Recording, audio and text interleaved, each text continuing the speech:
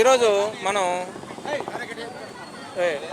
మనం ఈరోజు పొదిలిపట్నంలో మన ధర్నా కార్యక్రమం దగ్గర ఒక రైతుని పలకరించే ప్రయత్నం చేస్తున్నాం.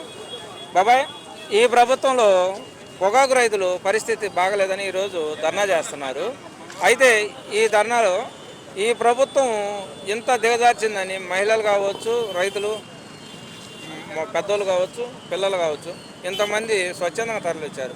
అయితే పొగాకు రైతుల గురించి మీ అభిప్రాయం ఎంత? పొగాకు రైతుల గురించే ఇవాళ ఈ ధర్నా జరగడం కారణం ఏంటంటే వాళ్ళు అన్యాయం అయిపోతున్నారని. ఒక ఎకరాకు వచ్చి పెట్టుబడి పెట్టిన దాంట్లో సగం కూడా రావటం లేదని రైతులు ఆవేదన వ్యక్తం చేస్తా, రైతులు నానా ఇబ్బందులు పాలవుతున్నారని. మళ్ళీ సంవత్సరం మనం లేస్తామా లేవలేదా? గత ప్రభుత్వంలో కూడా మంచిగా ఆనందంగా 10 రూపాయలు అందరూ సంపాదించారు, వాళ్ళ గిట్టుబాటు ధరలు ఉన్నాయి, వాళ్ళు కూడా పేద ప్రజలు బతికారు అందరూ అరుగైన వర్గాలు అందరూ కూడా సంతోషంగా ఉండింది.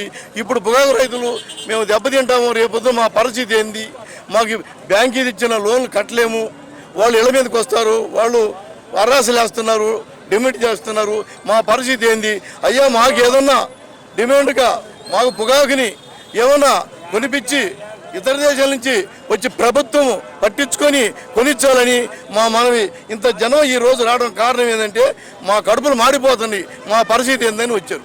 ఇప్పుడు రైతు భరోసా ఈ సంవత్సరంలో ఒక దఫానా మీకు ఒక్క దఫా పడలేదు, ఒక సెకండ్ పడలేదు. ఆ రైతు భరోసా ఎప్పుడు పడుతుందని ఎదురు చూస్తున్నారు. అన్న చెప్పినప్పుడు గత ప్రభుత్వంలో ఏ టైం చెప్పాడు ఆ టైం పక్కన భరోసా తెచ్చారు. కార్డు పెట్టి పోస్ట్ ఆఫీసులో పోయి తెచ్చుకున్నారు, బ్యాంకులో తెచ్చుకున్నారు ఆనందంగా. 4 కట్టలు 24 కట్టలు సూపర్ తెచ్చుకొని వాళ్ళ పని వాళ్ళు చేసుకున్నారు. రైతు భరోసా ఈ రోజు పడలా.